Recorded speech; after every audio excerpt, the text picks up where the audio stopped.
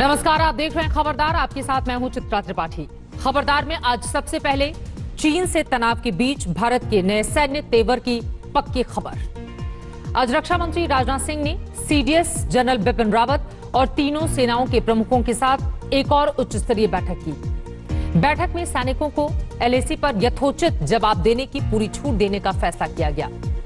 अब तक भारतीय सैनिकों के हाथ एलएसी पर भारत चीन समझौतों की वजह से बंधे हुए थे, लेकिन आज फैसला हो गया है कि चीनियों ने हिमाकत की तो भारतीय सैनिक गोली चलाने से पीछे नहीं हटेंगे। एक और महत्वपूर्ण खबर जिस पर हम विश्लेषण करने वाले हैं वो है चीन के खिलाफ रक्षा मंत्री राजनाथ सिंह की कूटनीतिक यात्रा। राजनाथ सिंह कल मॉस्को रवाना होंगे। 24 जून को मॉस्को में रूस के 75वें विक्ट्री परेड में वो शामिल होंगे। इस दौरान कोविड-19 पर भारत और रूस के साथ ही साथ चीन के विदेश मंत्रियों की वीडियो कॉन्फ्रेंसिंग भी होनी है। लेकिन रूस में मौजूद राजनाथ सिंह वहां चीन के प्रतिनिधियों से मुलाकात नहीं करेंगे। खबरदार में हम आपको आज ये भी बताने वाले हैं कि 15 जून की रात गलवान में क्या हुआ था। हमारी ये सुपर एक्सक्लूसिव रिपोर्ट आपको चीनियों पर भारत के जाबाजों के पलटवार का पल पल का ब्यौरा देगी। लेकिन चीन से भारत के संकट के बीच सियासत का कंटक भी है। कांग्रेस नेता राहुल गांधी का ट्वीट है, सुरेंद्र मोदी। आज एक चिंताजनक खबर भी सामने आई है। 4 से 5 आतंकवादियों के दिल्ली की ओर आने का खुफिया अलर्ट मिला है। अलर्ट के मुताबिक जम्मू कश्मीर से चले आतंकी दिल्ली में घुसने की फिराक में हैं, जिसके बाद दिल्ली के गेस्ट हाउस, होटल और बस रेलवे स्टेशन अलर्ट पर हैं। कश्मीर वाहन के नंबर के जितने भी वाहन हैं उनकी सघन तलाशी हो रही है। इसके अलावा आज का एक खास वीडियो हम आपके लिए लेकर आए हैं। वीडियो है योग दिवस का। लद्दाख में आईटीबीपी के जवानों ने 18,000 फीट की ऊंचाई पर किया है योग।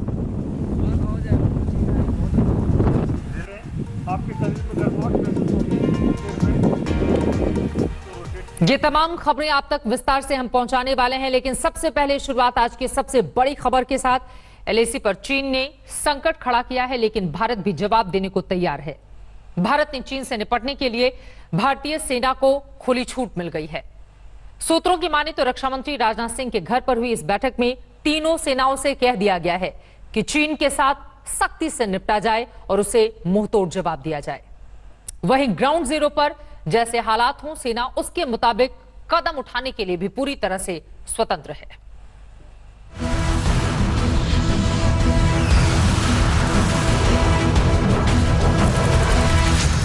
मैं देश को भरोसा दिलाना चाहता हूं, हमारे जवानों का बलिदान व्यर्थ नहीं जाएगा।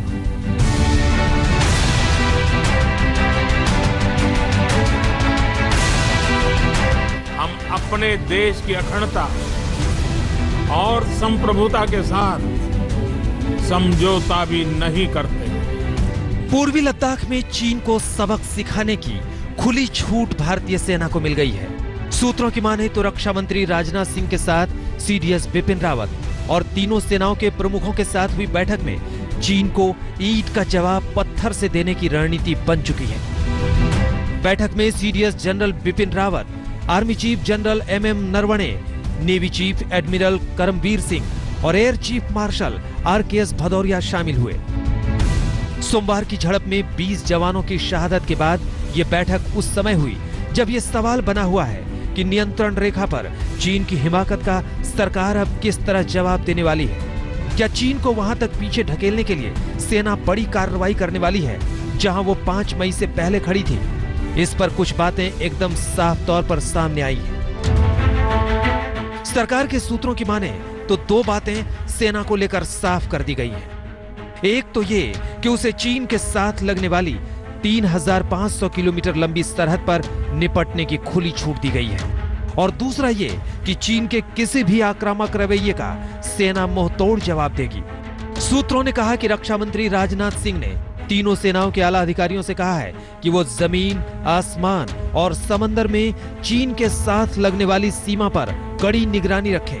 चीनी सेना कोई हिमाकत करे तो उसके साथ सख्ती से निपटा जाए। यही नहीं, जैसा पीएम मोदी ने ऐलान किया है और उसे इस बैठक में दोहराया गया कि ग्राउंड जीरो के हालात के मुताबिक सेना फैसला लेने के लिए स्वतंत्र है। पूर्वी लद्दाख के गलवान इलाके में चीनी सेना के साथ खूनी भिड़ंत के बाद भारतीय सेना ने अपनी रणनीति में बड़ा बदलाव किया है।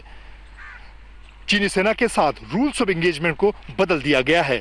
अब अगर चीनी सेना भारत से लगने वाली सरहद में घुसपैठ की कोशिश करती है तो उसे धक्का मुक्की से नहीं बल्कि गोली से जवाब दिया जाएगा।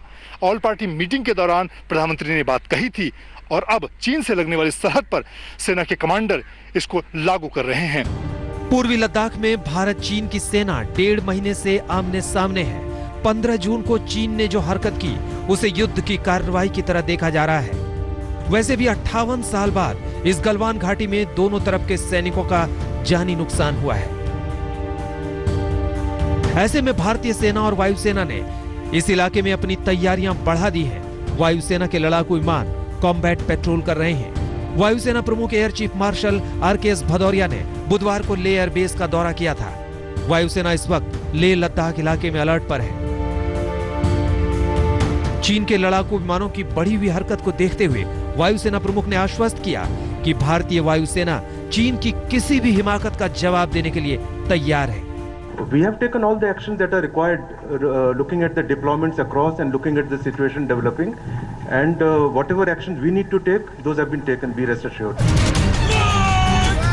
चीन ने मई में जिस धोखेबाजी से युद्धाभ्यास के बहाने पूर्वी लद्दाख में सैनिकों का जमावड़ा किया और फिर गलवान में घुसपैठ कर हालात को बदलने की कोशिश की, उसके बाद उस पर भरोसे की गुंजाइश अब नहीं बची है।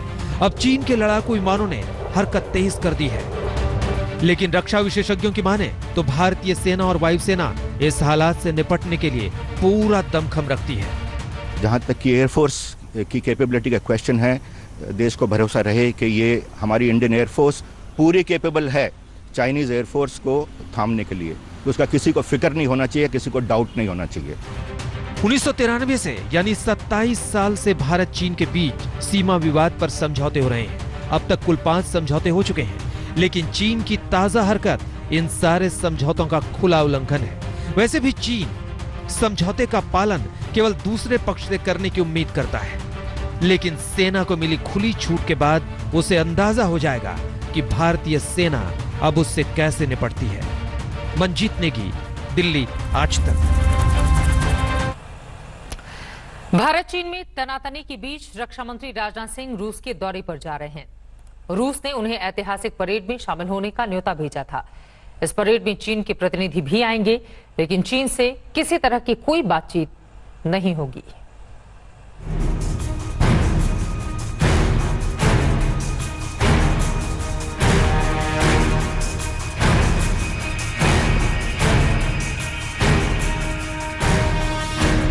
पूरी दुनिया जब कोरोना फैलाने के आरोपी चीन पर कड़ी कार्रवाई की मांग कर रही थी, तब वो पूर्वी लद्दाख के उस पार चोरी छिपे अपनी फौज का जमावड़ा कर रहा था।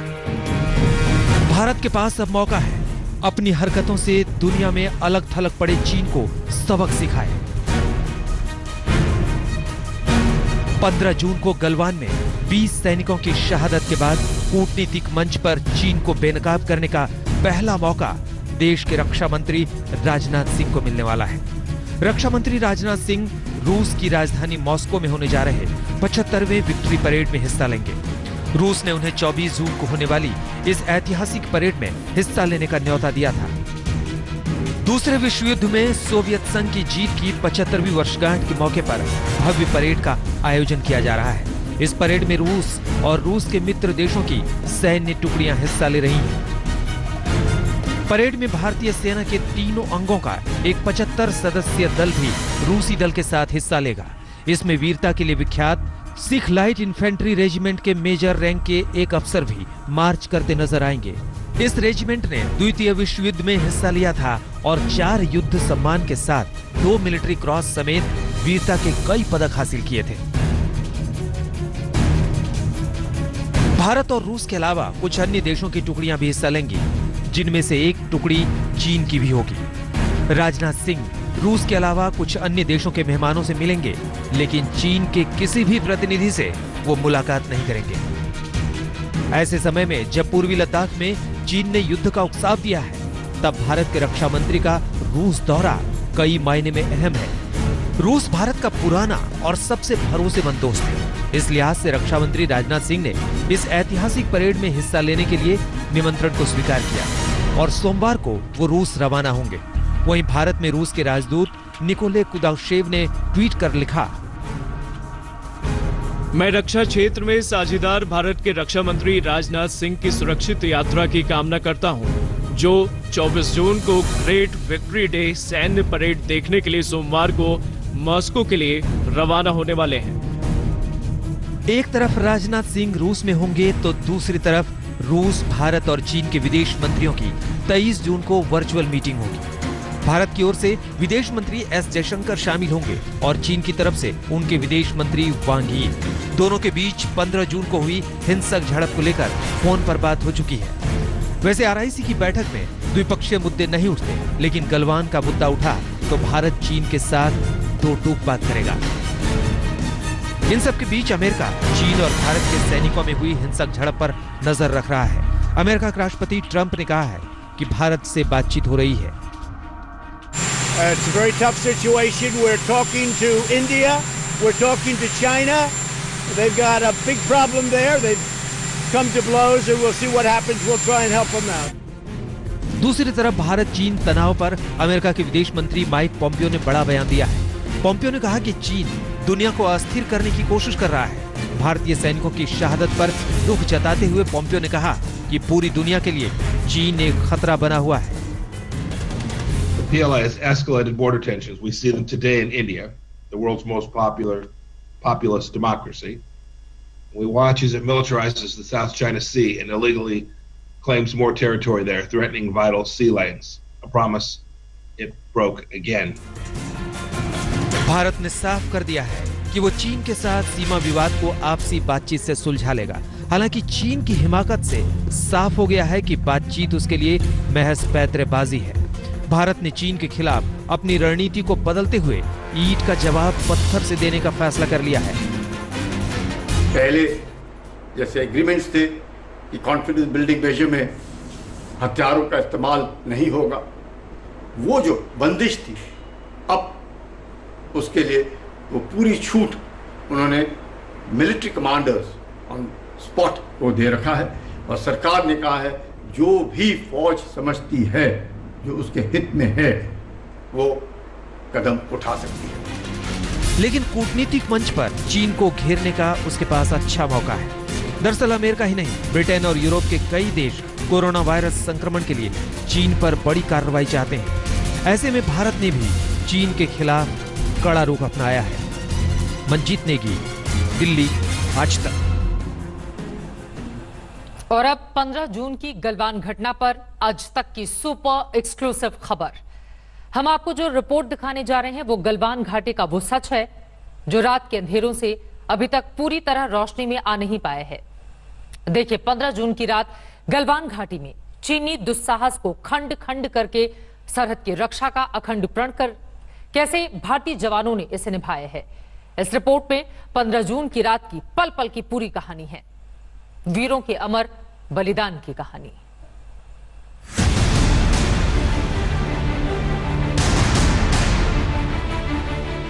लद्दाख में हमारे 20 जाबाज शहीद हुए, लेकिन जिन्होंने भारत माता की तरफ आंख उठाकर देखा था उन्हें वो सबक सिखा कर गए। शहीद वीर जवानों के विषय में देश को इस बात का गर्व होगा कि वे मारते मारते मरे। 15 जून की रात को गलवान घाटी में क्या हुआ? कितनी देर चली लड़ाई? कैसे लड़े भारतीय जांबाज? 16वीं बिहार रेजिमेंट के पराक्रम ने कैसे चूर चूर किया चीन का अहंकार? भारतीय जवानों के शौर्य के सामने कैसे सरेंडर कर गई पीएलए?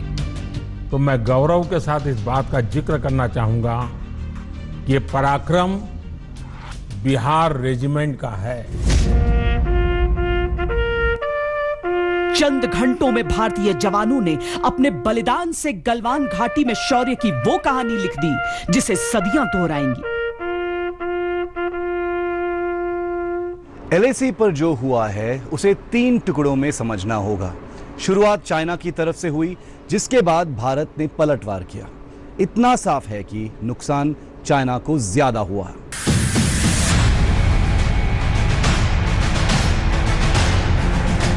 तनातनी का माहौल था और चीन की फरेबी फितरत को समझते हुए भारत ने अपनी तरफ से कोई कोर कसर नहीं छोड़ी थी। गलवान घाटी पर भारत और चीन के सेनाओं के बीच क्या क्या हुआ उसे लेकर जबरदस्त विवाद छिड़ा है, लेकिन इसके बीच हम आपको पूरी इनसाइड स्टोरी दे रहे हैं। वहां पर 16वीं बिहार और 3री पंजाब के जवान डटकर खड़े थे, साथ ही थे घातक कमांडोज। जैसा कि नाम से ही स्पष्ट होता है, ये घातक होते हैं अपने दुश्मनों के लिए। चीनी विश्वासघात का किस्सा शुरू होता है एक ऐसी पोस्ट से जिसे चीन ने LAC के बेहद करीब बनाया। हालांकि जब अधिकारियों के बीच बातचीत हुई तो चीन ने उस पोस्ट को डिसमेंटल किया, लेकिन फिर उसे दोबारा क्यों बनाया गया? कमांडिंग ऑफिसर कर्नल संतोष बाबू ये जानना चाहते थे, लिहाजा चीनी सेना से बात करने के लिए गए। उस वक्त उनके साथ कुछ अफसरों समेत 35 लोगों की टीम थी। कर्नल संतोष बाबू वहां पहुंचे तो उन्हें पहली ही नजर में अंदाजा हो गया कि सारे चीनी सैनिक नए थे, जिनसे उनकी अब तक बातचीत चल रही थी। वो टुकड़ी ये नहीं थी।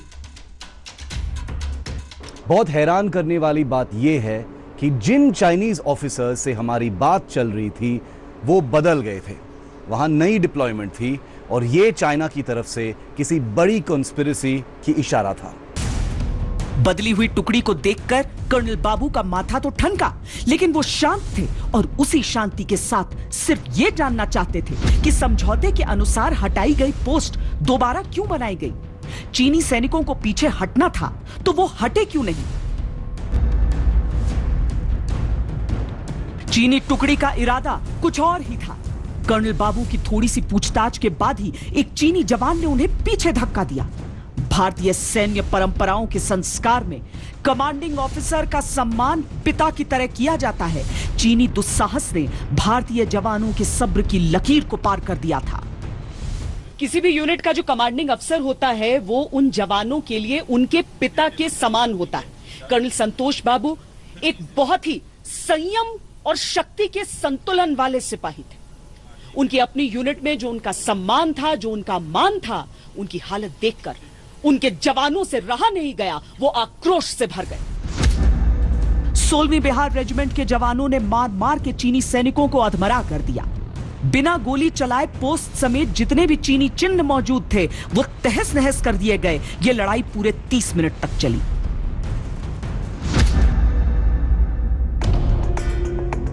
कर्नल संतोष बाबू निर्भीक और निडर थे, लेकिन चीन को कोई मौका नहीं देना चाहते थे। उन्होंने भारतीय पोस्ट से और जवानों को भेजने का मैसेज भेज दिया।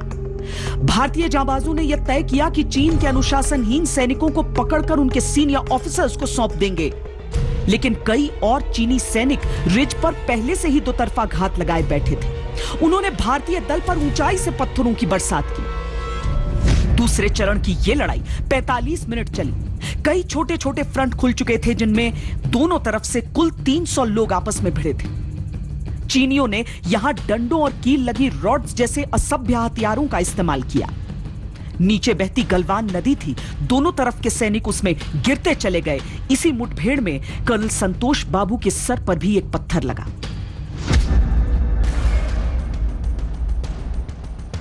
कर्नल संतोष बाबू समेत अपने कई साथियों के बलिदान ने भारतीय जवानों के आक्रोश की हद पार कर दी।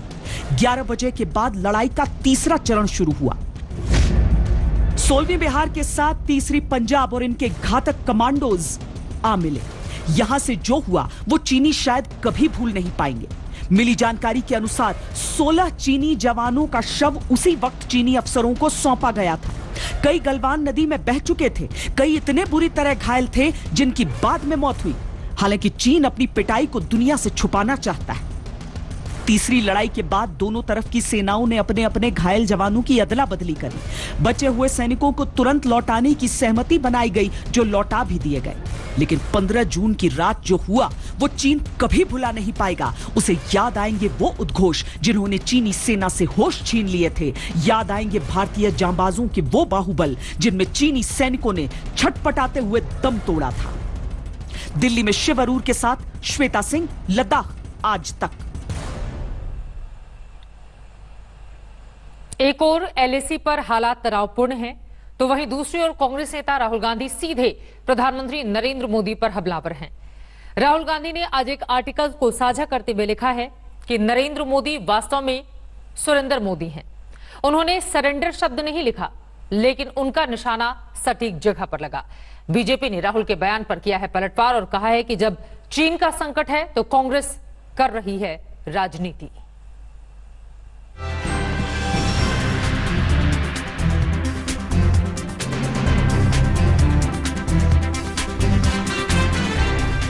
कांग्रेस नेता राहुल गांधी का ये वो ट्वीट है जिस पर हंगामा मच गया है। प्रधानमंत्री की चीन नीति पर लिखे गए आर्टिकल को साझा करते हुए राहुल ने लिखा कि नरेंद्र मोदी वास्तव में हैं सुरेंद्र मोदी। लेकिन ये कोई भी समझ सकता है कि स्पेलिंग में इस तिकड़म से उन्होंने दरअसल चोट कहां की है, कैसे की है।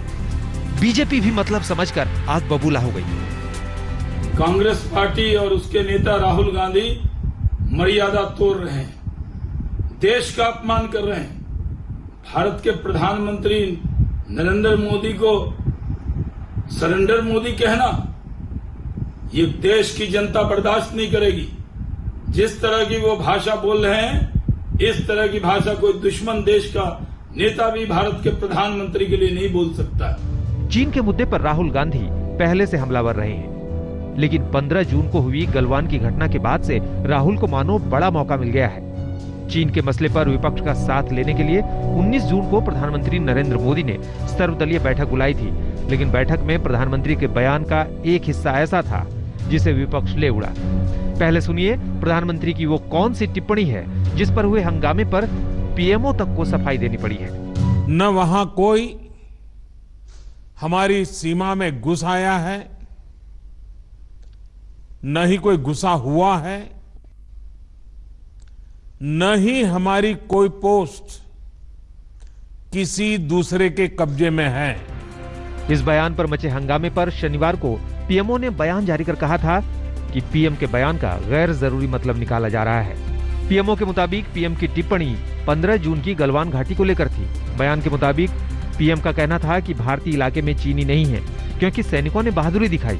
बयान के मुताबिक सर्वदलीय बैठक में कहा गया कि एलएसी पर बड़ी संख्या में चीनी थे, लेकिन उन्हें जवाब मिला।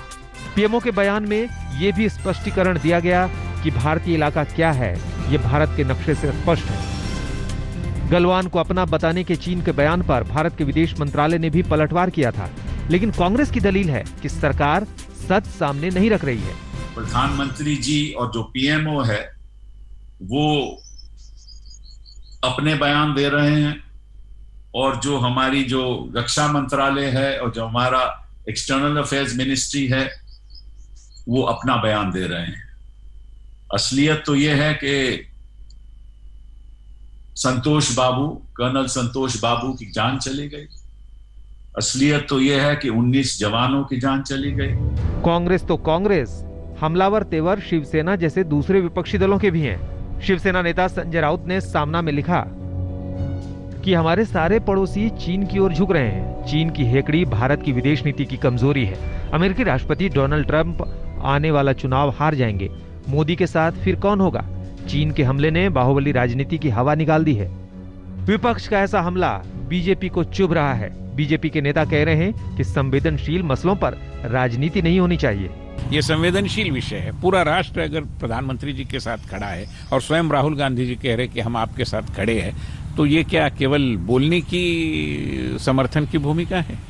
वाकई में वो सेंध लगाने का जैसे तरीका होता है, उस पद्धति से गलत पद्धति की बयानबाजी कर रहे हैं। चीन के मसले पर गंभीरता बरती जानी चाहिए, ये पक्ष विपक्ष हर कोई कह रहा है, लेकिन वास्तव में एलएसी पर जितनी तनातनी है उतना ही सियासत का पारा चढ़ रहा है।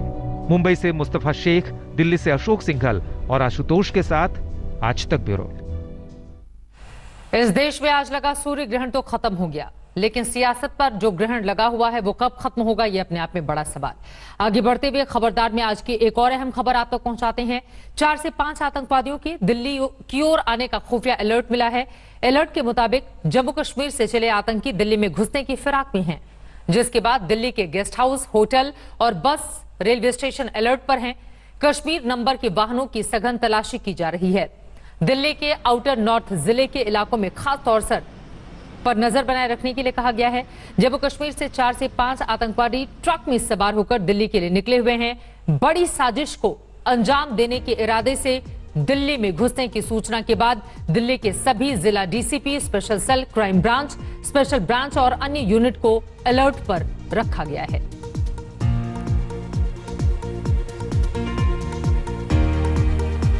खुफिया एजेंसियों ने दिल्ली में बड़े आतंकी हमले का अलर्ट जारी किया गया है। दरअसल खुफिया एजेंसियों ने अलर्ट में बताया है कि जम्मू कश्मीर में मौजूद कुछ आतंकी तकरीबन 4 से 5 की संख्या में जो है वो ट्रक के रास्ते जम्मू कश्मीर से दिल्ली आने की फिराक में और यहाँ बड़ी आतंकी वारदात को अंजाम देना चाहते हैं, जिसके बाद दिल्ली में हाई अलर्ट कर दिया गया। इस वक्त मैं कनॉट प्लेस इलाके में मौजूद हूँ। आप देख पा रहे हैं यहाँ पर दिल्ली पुलिस की मौजूदगी है और तमाम जो गाड़ियां हैं, संदिग्ध लोग हैं, उनकी बाकायदा यहाँ पर चेकिंग की गई है। जिस तरह से अलर्ट में बताया गया है कि जो 4-5 आतंकी हैं, चूंकि जम्मू कश्मीर से ट्रक के रास्ते फल फ्रूट वो दिल्ली के आजादपुर मंडी आता है, तो लिहाजा उसमें छिपकर आ सकते हैं। उसके बाद से ये अलर्ट जारी किया गया है और खासकर जो दिल्ली का बॉर्डर का इलाका है वहां पर अलर्ट रहने को कहा गया है। इसको देखते हुए दिल्ली पुलिस हाई अलर्ट पर है। उसके अलावा जो दिल्ली पुलिस की एंटी टेरर स्क्वाड है, स्पेशल सेल, वो भी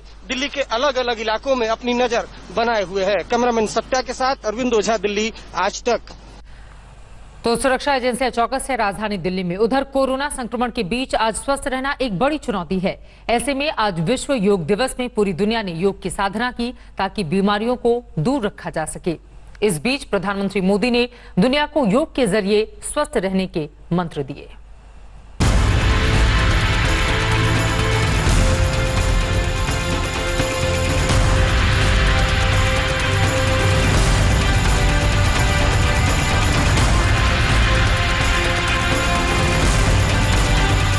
ये विश्व बंधुत्व के संदेश का है।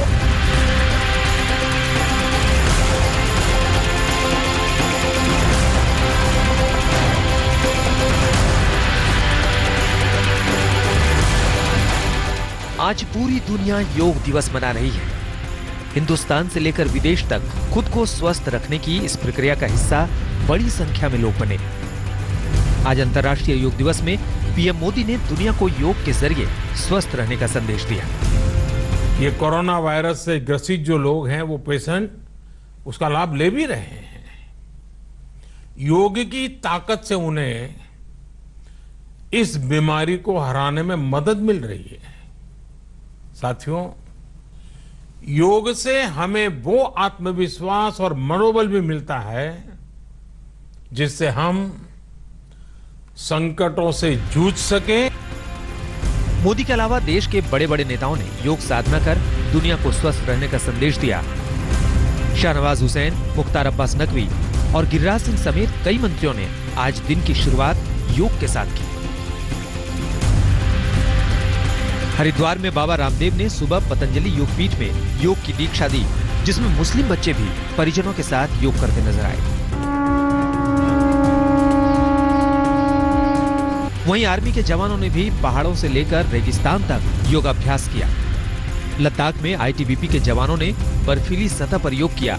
खारदुंगला में 18,000 फुट की ऊंचाई पर जवान योग करते नजर आए। वहीं उत्तराखंड की पहाड़ियों पर भी जवानों ने योग का संदेश पूरी दुनिया को दिया। इसके अलावा राजस्थान की सीमा पर भी जवान योग के जरिए शांति और स्वस्थ रहने का संदेश देते देखे गए। दुनिया भर में योग के अलग अलग रंग देखने को मिले। अमेरिका, इंग्लैंड, साउथ कोरिया, हर जगह कई लोगों ने योगाभ्यास अपने अपने अंदाज में किया। जब दुनिया बीमारी से जंग लड़ रही है, ऐसे वक्त में योग का महत्व और बढ़ जाता है, क्योंकि शारीरिक और मानसिक रूप से स्वस्थ रहने के लिए योग से बेहतर कुछ नहीं। आज तक ब्यूरो। नमस्कार, मैं हूं अंजना ओम कश्यप। हमें उम्मीद है ये वीडियो आपको पसंद आया होगा। लेटेस्ट खबरों के लिए यूं ही देखते रहिए आज तक, और इस वीडियो के पसंद आने पर लाइक, शेयर एंड सब्सक्राइब करना ना भूलें।